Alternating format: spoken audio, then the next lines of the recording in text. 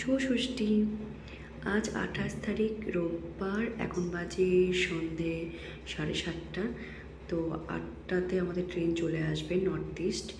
আমরা সবাই চলে এসেছি, সবার আমাদের এবার আমরা যাচ্ছি 22 জন টোটাল, কারণ এবার অনেক বড় আমাদের ফ্যামিলি। আর আমার এবার হচ্ছে নতুন শাশুড়ি মাকে এবার নিয়েছি, শাশুড়ি মা শ্বশুরমশাই আমাদের ফ্যামিলির মধ্যে নতুন মেম্বার। তো তার কারণ হচ্ছে শাশুড়ি মা তো অসুস্থ, তোমরা অনেকেই জানো। তো অনেক চিন্তা ভাবনা করে, অনেক টেনশন নিয়ে আমরা যাচ্ছি শাশুড়ি মাকে নিয়ে। শাশুড়ি মারও খুব টেনশন হচ্ছে সময় মতো যেন ঘুরে আসতে পারি।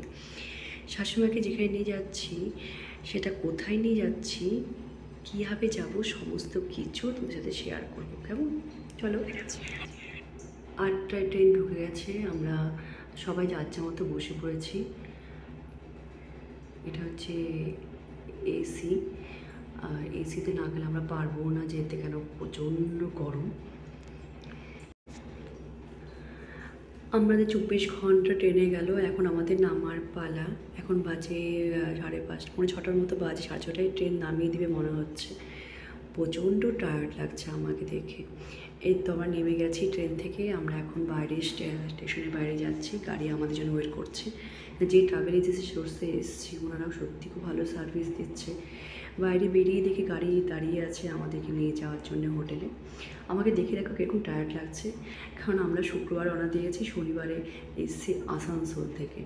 একদিন ছিলাম, রোববারে আবার সেই রওনা দিলাম সেই আগ্রার জন্যে। আমরা আগ্রা তুংলা স্টেশনে নেমেছি। সেখান থেকেই আমরা আবার তুংলা স্টেশন থেকে আমরা যাচ্ছি হচ্ছে আগ্রা তাজমহলের কাছে একটা হোটেল আছে, সেই হোটেলেই যাচ্ছি আমরা।